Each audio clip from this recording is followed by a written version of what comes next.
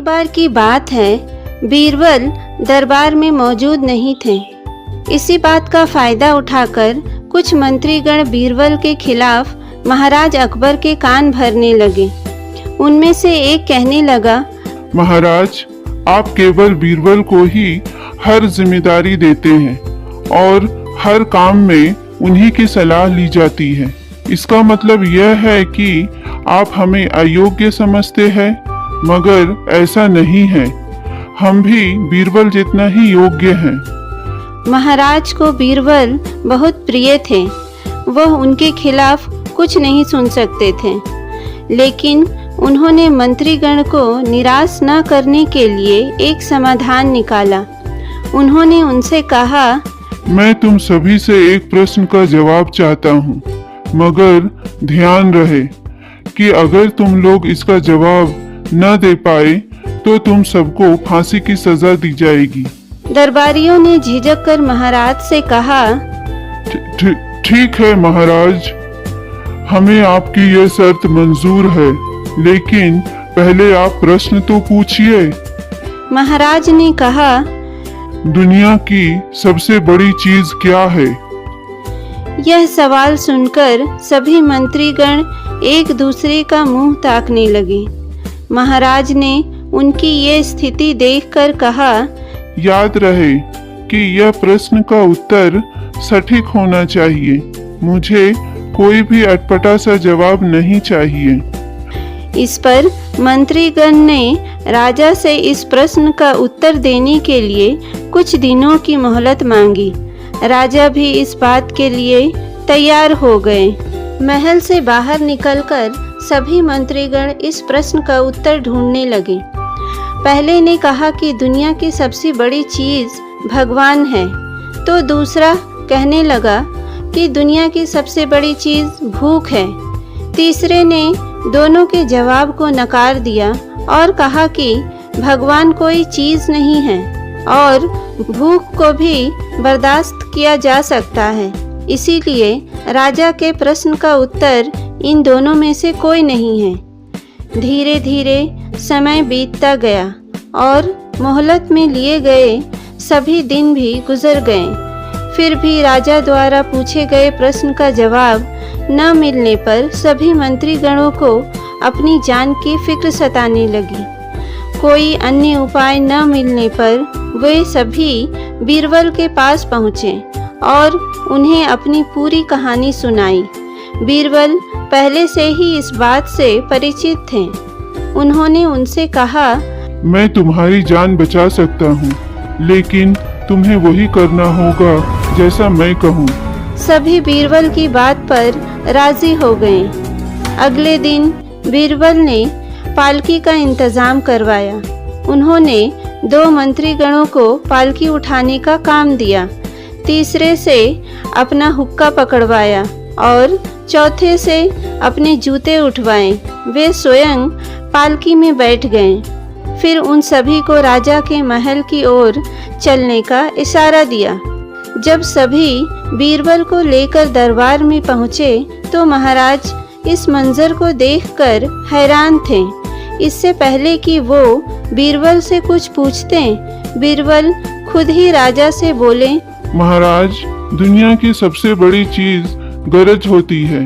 अपनी गरज के कारण ही ये सब मेरी पालकी को उठाकर यहाँ तक ले आए हैं। यह सुनकर महाराज मुस्कुराए बिना न रह सके और सभी मंत्रीगण शर्म के मारे सिर झुकाए खड़े रहे। दोस्तों, इस कहानी से हमें यह सीख मिलती है कि हमें कभी भी किसी की योग्यता से जलना नहीं चाहिए, बल्कि उससे सीख लेकर खुद को भी बेहतर बनाने की कोशिश करनी चाहिए। महाराज अकबर के महल में कई कीमती सजावट की वस्तुएं थी, लेकिन एक गुलदस्ते से महाराज अकबर को खास लगाव था। इस गुलदस्ते को महाराज अकबर हमेशा अपनी पलंग के पास रखवाते थे। एक दिन अचानक महाराज अकबर का कमरा साफ करते हुए उनके सेवक से वह गुलदस्ता टूट गया। सेवक ने घबराकर उस गुलदस्ते को जोड़ने की बहुत कोशिश की, लेकिन नाकाम रहा। हार कर उसने टूटा गुलदस्ता कूड़ेदान में फेंक दिया और दुआ करने लगा कि राजा को इस बारे में कुछ पता ना चले। कुछ देर बाद महाराज जब महल में लौटे तो उन्होंने देखा कि उनका प्रिय गुलदस्ता अपनी जगह पर नहीं है। राजा ने सेवक से उस गुलदस्ते के बारे में पूछा तो सेवक डर के मारे कांपने लगा। सेवक को जल्दी में कोई अच्छा बहाना नहीं सूझा तो उसने कहा कि महाराज, उस गुलदस्ते को मैं अपने घर ले गया हूँ ताकि अच्छे से साफ कर सकूं। यह सुनते ही अकबर बोले, मुझे तुरंत वो गुलदस्ता ला कर दो। अब सेवक के पास बचने का कोई रास्ता नहीं था।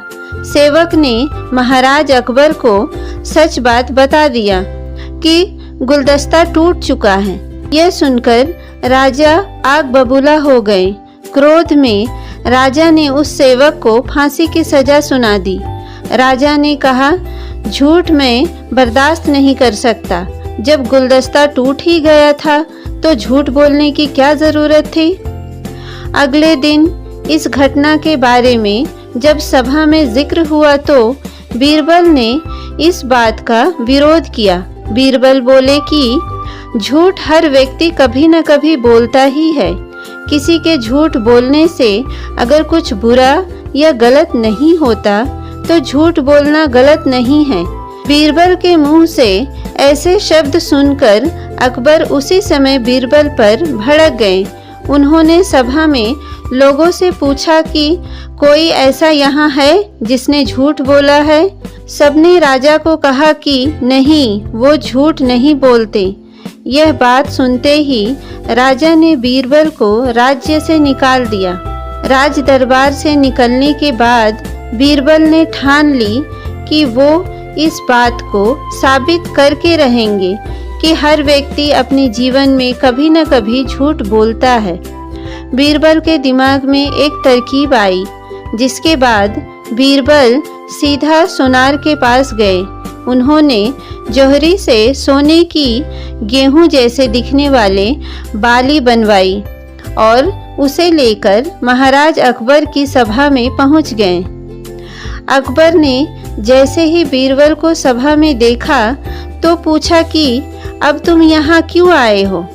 बीरबल बोले, जहाँपना, आज ऐसा चमत्कार होगा जो किसी ने कभी नहीं देखा होगा।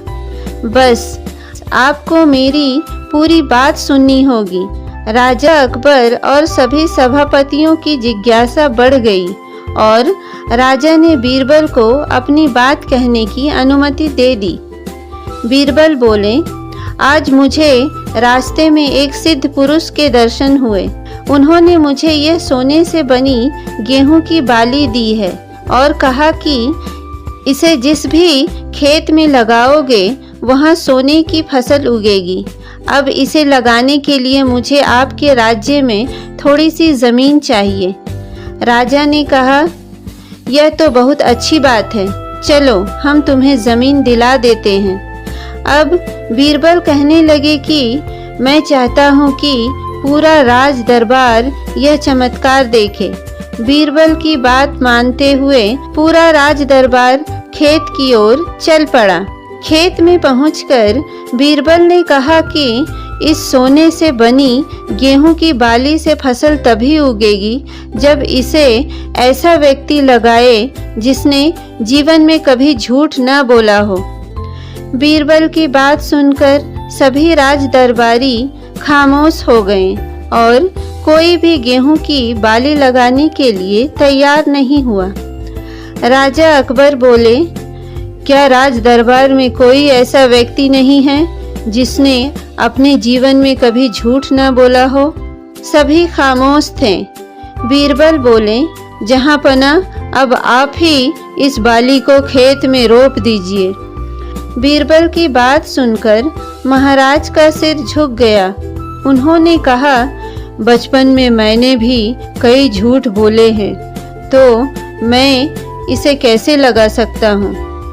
इतना कहते ही बादशाह अकबर को यह बात समझ आ गई कि बीरबल सही कह रहे थे कि इस दुनिया में कभी न कभी सभी झूठ बोलते हैं। इस बात का एहसास होते ही महाराज अकबर उस सेवक की फांसी की सज़ा को रोक देते हैं। तो दोस्तों, इस कहानी से हमें यह सीख मिलती है कि बिना सोचे समझे किसी को बड़ा दंड नहीं देना चाहिए। हर काम को सोच विचार कर ही किया जाना चाहिए। साथ ही एक छोटे से झूठ की वजह से किसी व्यक्ति का आकलन भी नहीं किया जाना चाहिए, क्योंकि कुछ परिस्थितियां ऐसी होती है कि लोग झूठ बोल देते हैं। तो दोस्तों, उम्मीद है आज की वीडियो आपको पसंद आई होगी। अगर पसंद आए तो इस वीडियो को एक प्यारा सा लाइक और शेयर करें और ज़्यादा से ज़्यादा सब्सक्राइब करें, जिससे कि आने वाली नई नई वीडियो की नोटिफिकेशन आप लोगों को मिलती रहे।